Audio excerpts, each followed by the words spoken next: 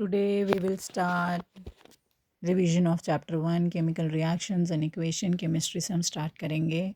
ठीक है, तो सबसे पहले तो हमें ये बताया होना चाहिए कि केमिकल रिएक्शन होती क्या है। केमिकल रिएक्शन वो होती है बेटा जी जिसमें कोई भी रिएक्टेंट रिएक्ट करके एक प्रोडक्ट बनाता है। ठीक है, there are two things, reactant and products. ठीक है, तो रिएक्टेंट जब प्रोडक्ट बनाता है तो एक केमिकल रिएक्शन होती है। और केमिकल रिएक्शन में what are the things that have been taken place in the chemical reaction that ensures that chemical reaction has been taken place।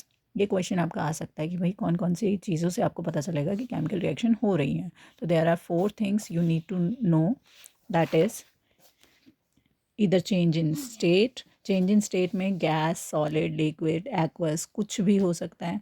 Change in colour, evolution of gas में भी कुछ भी कोई भी गैस हो सकती है, hydrogen gas, sulphur dioxide, sulphur trioxide, carbon dioxide, oxygen, कोई सी भी गैस अगर इवोल्यूट हो रही है और अगर टेम्परेचर चेंज हो रहा है, इन चारों में से कोई भी चीज़ अगर हो रही है बेटा जी तो वहाँ पर chemical reaction has been taken place. ठीक है, तो ये हमारी इंश्योर करती है कि केमिकल रिएक्शंस हो रही हैं। ठीक है, दूसरी चीज़, अब हम एक्टिविटीज़ पे आ जाते हैं जिसमें हमारी रिएक्शंस होती हैं। तो पहली एक्टिविटी आपकी ये मैग्नीशियम वाली है। इसमें ये बोला गया है कि मैग्नीशियम रिबन को अगर हम एयर की प्रेजेंस में बर्न कर देते हैं तो क्या बनेगा, उसमें बनेगा आपका मैग्नीशियम ऑक्साइड। यहाँ पर ऑक्सीजन इसके साथ जुड़ जाएगी। ठीक है, जो भी हमारी ऐश बनेगी, ऐश जो रहेगी वो किसकी रहेगी, मैग्नीशियम ऑक्साइड की रहेगी। पहली एक्टिविटी के बेस पे क्वेश्चन ये बन सकता है। सेकंड एक्टिविटी है आपकी, उसमें है हाइड्रोजन गैस की लिबरेशन होती है इसमें।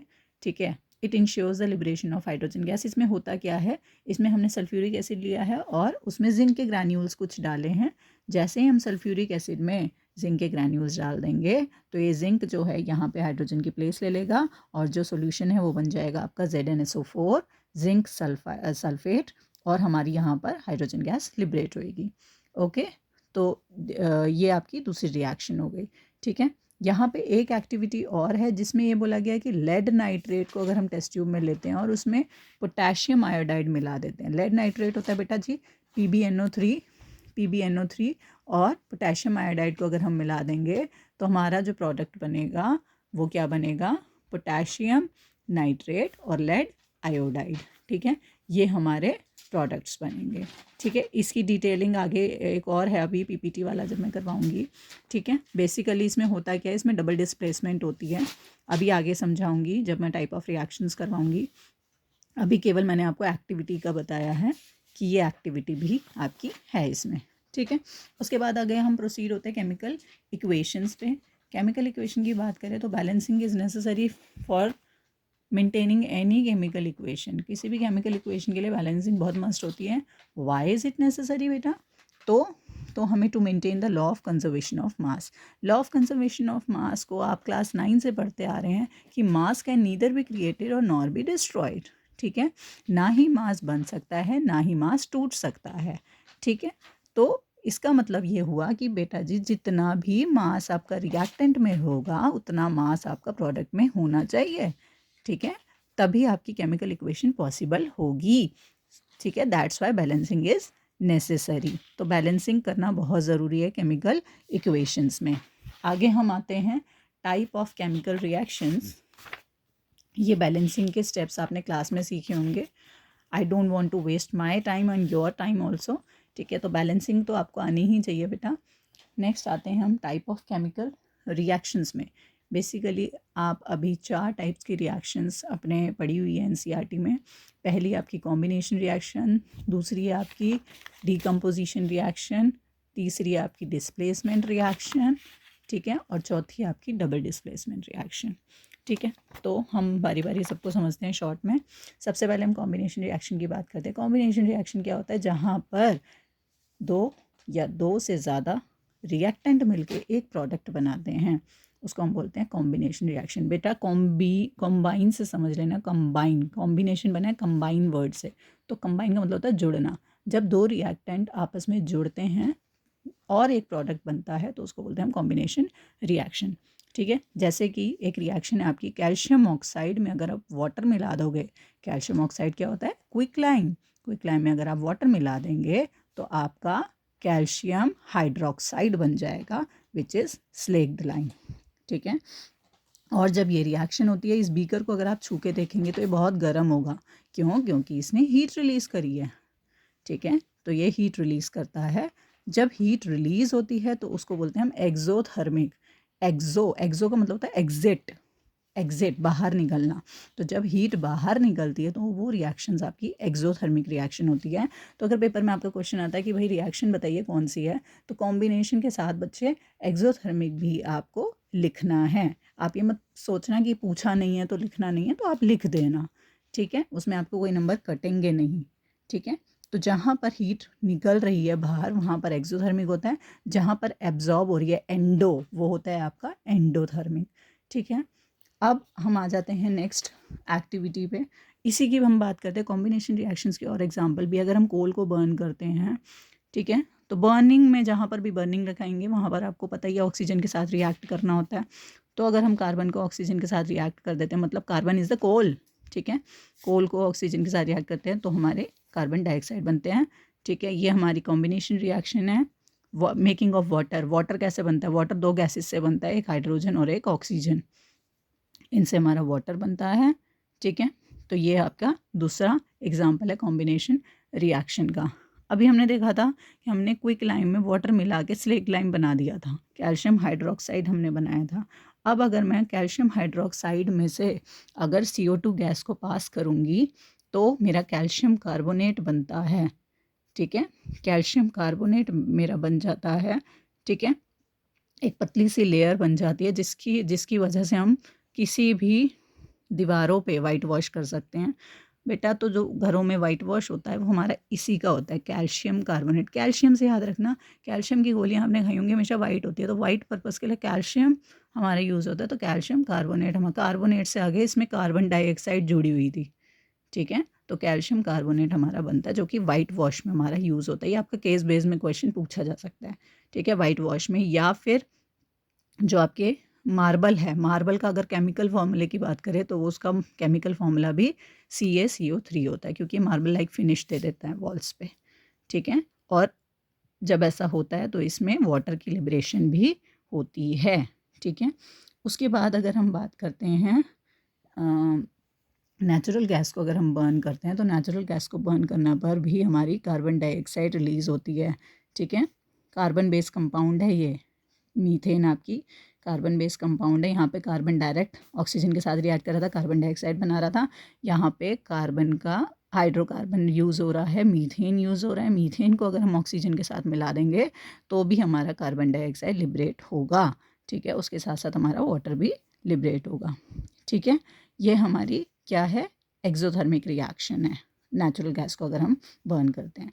रेस्पिरेशन की अगर मैं बात करती हूँ तो रेस्पिरेशन भी हमारा एक्सोथर्मिक रिएक्शन में ही आता है। क्यों रेस्पिरेशन एक्सोथर्मिक में आता है? क्योंकि बेटा जी रेस्पिरेशन होता कैसे है, जब आप डाइजेशन होता है आपकी बॉडी में, तो डाइजेशन का मतलब होता है जो आपका कॉम्प्लेक्स फूड है वो आपका सिंपल फूड में टूटता है, और जब वो टूटता है it releases a lot of energy. जो एनर्जी रिलीज आपकी होती है, ठीक है, उस वो किस फॉर्म में होती है? वो आपकी हीट फॉर्म में होती है। जो एनर्जी रिलीज होती है वो आपकी हीट फॉर्म में होती है। That's why respiration is called the exothermic process. यहाँ पे आपका ग्लूकोज है, ग्लूकोज ऑक्सीजन के साथ बाइंड अप हो जाता है। ठीक है, जो कि हमारी बॉडी में होती है ऑक्सीजन। ठीक है, उसके साथ बाइंड होके क्या बनाता है?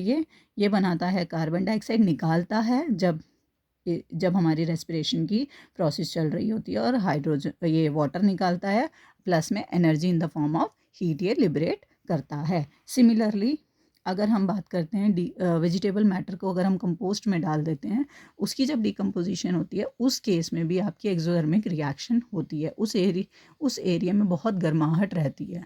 ठीक है, जहाँ पर भी ये कंपोस्ट रेडी होता है, ठीक है, वो आपका एक्सोथर्मिक रिएक्शन है। ठीक है, चलिए आगे बढ़ते हैं। नेक्स्ट है आपका डीकम्पोजिशन रिएक्शन।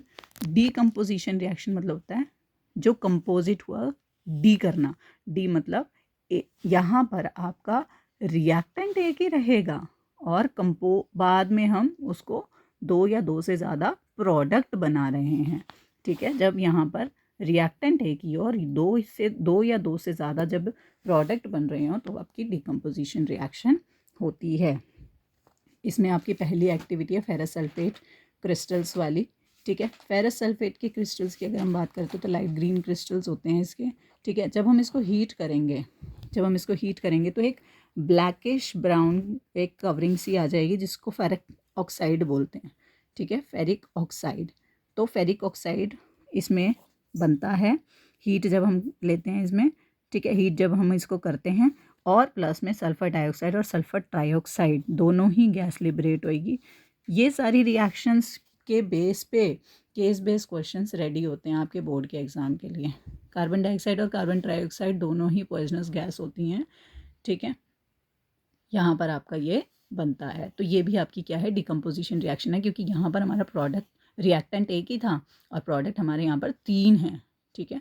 तो जहाँ पर रिएक्टेंट एक होगा प्रोडक्ट ज़्यादा होंगे, वो है कि आपकी डिकम्पोजिशन, और जहाँ पर रिएक्टेंट ज़्यादा है प्रोडक्ट एक ही है तो वो होगी आपकी कॉम्बिनेशन रिएक्शन, ठीक है। अब यहाँ पे आप देख रहे हैं आपने हीट करा तो हीट इसमें एब्जॉर्ब हो गई, तो ये एंडोथर्मिक रिएक्शन भी है, ठीक है, ये आपकी एंडोथर्मिक रिएक्शन भी मानी जाएगी, ठीक है। जब हम इसको हीट करते हैं ना बेटा, तो इसमें इसके जो वाटर के क्रिस्टल्स हैं वो इवेपोरेट हो जाते हैं। इसमें जो वाटर के क्रिस्टल्स होते हैं 7 क्रिस्टल्स होते हैं वाटर के, ये इवेपोरेट होते हैं जिसकी वजह से इसका कलर चेंज हो जाता है and it will decompose to form क्या, फेरिक ऑक्साइड, जो कि ये बना, ठीक है। दूसरा एक और रिएक्शन आपकी डिकम्पोजिशन की बता दूं मैं आपको, कि अगर आपने लाइमस्टोन का नाम तो सुना ही हुआ है। लाइमस्टोन जो होता है, लाइमस्टोन को अगर आप हीट करोगे तो वो क्या बनाएगा, कैल्शियम ऑक्साइड बना देता है, क्विक लाइम बना देता है, ठीक है। इस क्विक लाइम के बहुत सारे यूज़ हैं, इसको सीमेंट बनाने में यूज़ किया जाता है, बहुत इंपॉर्टेंट, सीमेंट बनाने में इसको यूज़ किया जाता है, ठीक है। क्योंकि यहाँ पर हीट यूज़ हो रही है इसलिए इन रिएक्शंस को हम थर्मल डिकम्पोजिशन रिएक्शंस बोलते हैं। थर्म वर्ड जहाँ पर आ जाता है वो हीट से रिलेटेड होता है, क्योंकि यहाँ पर हीट इन्वॉल्व हुई है, हीट की वजह से ये रिएक्शंस पॉसिबल हुई हैं, इस वजह से इन रिएक्शंस को हम थर्मल डिकम्पोजिशन रिएक्शन भी बोलते हैं, ठीक है। एक और एक्टिविटी है आपकी ये लेड नाइट्रेट की। लेड नाइट्रेट को अगर आप हीट करेंगे, ये भी बहुत इंपॉर्टेंट है बेटा जी, लेड नाइट्रेट, ठीक है। लेड नाइट्रेट को अगर आप हीट करोगे तो यहाँ पर आपके नाइट्रोजन ऑक्साइड के फ्यूम्स निकलते हैं, ठीक है। और ये फ्यूम्स जो होते हैं ये ब्राउन, ये बिल्कुल दिमाग में भर लेना कि ब्राउन फ्यूम्स जो होते हैं वो नाइट्रोजन डाइऑक्साइड के होते हैं, ठीक है। तो लेड नाइट्रेट को जब भी आप हीट करोगे तो ब्राउन फ्यूम्स निकलते हैं which is of nitrogen dioxide, और इसके साथ बनता है आपका लेड ऑक्साइड और ऑक्सीजन, ठीक है, लेड ऑक्साइड और ऑक्सीजन। ये रिएक्शंस आपको बैलेंस करनी है, ठीक है। लेड ऑक्साइड बन जाता है इसको हीट करते ही, ठीक है। ये भी आपकी क्या है, यहाँ पर भी आपका रिएक्टेंट एक ही है, प्रोडक्ट एक से ज़्यादा है, दैट मीन्स ये भी आपकी डिकम्पोजिशन रिएक्शंस है, ठीक है। अब हम आगे आते हैं नेक्स्ट रिएक्शन पे। नेक्स्ट रिएक्शन आपकी होती है ये वाली, अगर आप सिल्वर क्लोराइड क्रिस्टल्स को सनलाइट में रख देते हैं, एक चाइना डिश में रख के अगर आप इनको छोड़ देते हैं तो ये जो क्रिस्टल्स हैं सिल्वर क्लोराइड के, ये वाइट क्रिस्टल्स होते हैं, लेकिन सनलाइट की प्रेजेंस में ये ग्रे हो जाते हैं, ठीक है, सनलाइट के प्रेजेंस में ये ग्रे हो जाते हैं। इसी वजह से ये रेडियोग्राफी में यूज़ किए जाते हैं ये क्रिस्टल्स, जो भी एक्सरे फिल्म्स होती हैं उसमें सिल्वर क्लोराइड के क्रिस्टल्स ही होते हैं, जिसकी वजह से जब उस पर लाइट पड़ती है तो हमारी पिक्चर उस पर आ जाती है, ठीक है। तो इसकी जो रिएक्शन होएगी, यहाँ पर हमने कौन सा लिया था, सिल्वर क्लोराइड का क्रिस्टल्स लिया था, ठीक है। उस पर सनलाइट पड़ी तो क्या बना, हमारा सिल्वर के क्रिस्टल्स अलग हो गए और क्लोरीन गैस जो है वो अलग सेपरेट हो गई, ठीक है। सेम सिल्वर क्लोराइड की जगह हम सिल्वर ब्रोमाइड भी ले सकते हैं, ठीक है, सिल्वर ब्रोमाइड भी हम इसको ले सकते हैं, क्योंकि यहाँ पर हमारी लाइट यूज़ हो रही है, ठीक है, सनलाइट यूज़ हो रही है, और इसको हम ब्रेक डाउन करेंगे सिल्वर और ब्रोमाइड के क्रिस्टल्स में। और इन रिएक्शंस को हम यूज़ करते हैं ब्लैक एंड वाइट फोटोग्राफी। अभी जो मैंने बताया आपको एक्सरे में, एक्सरे की जो फिल्म्स होती हैं ना वो ग्रे कलर की होती हैं, ठीक है, ग्रे कलर की होती है, लेकिन जब उन पर लाइट पड़ती है तो जो हमारी इमेज है वो ट्रांसफॉर्म हो जाती है उस पर, तो कुछ पार्ट ग्रे रहता है, कुछ पार्ट ब्लैकिश सा रहता है और कुछ पार्ट वाइट हो जाता है, ठीक है। सो अब इसमें क्या हुआ, इसमें हमने देखा कि जो एनर्जी है, एनर्जी किस किस फॉर्म में हमें चाहिए होती है, हमें चाहिए होती है डिकम्पोजिशन रिएक्शन में, हमें एनर्जी या तो हमें लाइट चाहिए होती है, या फिर हमें हीट चाहिए होती है, या फिर हमें इलेक्ट्रिसिटी चाहिए होती है। अगर मैं बात करूँ इलेक्ट्रिसिटी की, तो इलेक्ट्रिसिटी का एक एग्जांपल है, एक एक्टिविटी है जो कि हमने अभी छोड़ दिया था, ये है एक इलेक्ट्रिसिटी वाला। यहाँ पे वाटर का इलेक्ट्रोलिसिस हो रहा है, ठीक है। एक मग लिया है, मग के अंदर वाटर लिया है, ठीक है। इस वाटर में हमने क्या डाल दिया है, डाइल्यूट सल्फ्यूरिक एसिड डाल दिया है, 2 रॉड्स ली गई हैं, ठीक है। और यहाँ से इसको बैटरी से कनेक्ट कर दिया गया है। जब हम इस पर करंट पास करेंगे बेटा जी, तो क्या होंगे, इसके जो वाटर के मॉलिक्यूल्स हैं वो स्प्लिट हो जाएंगे, ठीक है, due to the presence of dilute sulphuric acid in it. इसके जो आयंस हैं वो स्प्लिट आउट हो जाएंगे और 2 पार्ट्स में स्प्लिट आउट हो जाएंगे, हाइड्रोजन गैस अलग निकल जाएगी और ऑक्सीजन गैस अलग निकल जाएगी। अब आप यहाँ पर देख रहे हैं कि हाइड्रोजन गैस का जो लेवल है, यहाँ पे एयर बबल्स बनने चालू हो जाएंगे, यहाँ पे जो लेवल है ये ज़्यादा है ऑक्सीजन से। क्यों ज़्यादा है, क्योंकि यहाँ पर अगर हम बात करें रिएक्शन की, जो H2 + O2 गिव्स H2O, है ना, यही रिएक्शन होती है। अगर मैं इसको बैलेंसिंग करूँ तो मेरा बैलेंस बनता है ये, ठीक है, मेरी बैलेंसिंग होती है इस तरीके से, ठीक है। तो यहाँ पे आप देख रहे हैं कि हाइड्रोजन के जो मॉलिक्यूल्स हैं वो 2 मॉलिक्यूल्स हैं, तो ऑब्वियस सी बात है ना भाई, हाइड्रोजन गैस ज़्यादा बनेगी, तो इस वजह से ये स्पेस जो है वो ज़्यादा है, ठीक है। तो यहाँ पे हमने क्या देखा, यहाँ पे हमने देखा कि भाई यहाँ पर भी आपकी डिकम्पोजिशन रिएक्शन हो रही है, ठीक है। तो यहाँ पे हमें इलेक्ट्रिसिटी की नीड पड़ी, ठीक है। तो हमने देखा कि भाई डिकम्पोजिशन रिएक्शन में या तो हमें हीट की ज़रूरत पड़ती है, लाइट की या फिर इलेक्ट्रिसिटी की, और इन सब में ही एनर्जी जो है वो एब्जॉर्ब हो रही है, हीट एनर्जी जो एब्जॉर्ब हो रही है, इस वजह से इनको हम बोलते हैं एंडोथर्मिक रिएक्शंस, ठीक है, इनको हम बोलते हैं एंडोथर्मिक रिएक्शंस। उसके बाद नेक्स्ट क्वेश्चन है आपका कि अगर आप बेरियम हाइड्रोक्साइड लेते हैं, यहाँ पे मैं लिख देती हूँ रिएक्शन, बेरियम हाइड्रोक्साइड अगर आप लेते हैं और उसमें अमोनियम क्लोराइड डालते हैं, ठीक है, तो यहाँ पे क्या होगा, यहाँ पे आपका क्या बनेगा, बेरियम हाइड्रोक्साइड और अमोनियम क्लोराइड को जब हम मिलाएंगे तो हमारे बेरियम क्लोराइड बन जाएगा। मतलब इस अमोनिया की ये हाइड्रोक्साइड जो है वो रिप्लेस होके यहाँ पर क्या आ जाएगा, क्लोरीन आ जाएगा, ठीक है। तो ये बेरियम क्लोराइड के साथ रिएक्ट कर जाएगा, इसके आयंस रिएक्ट कर जाएंगे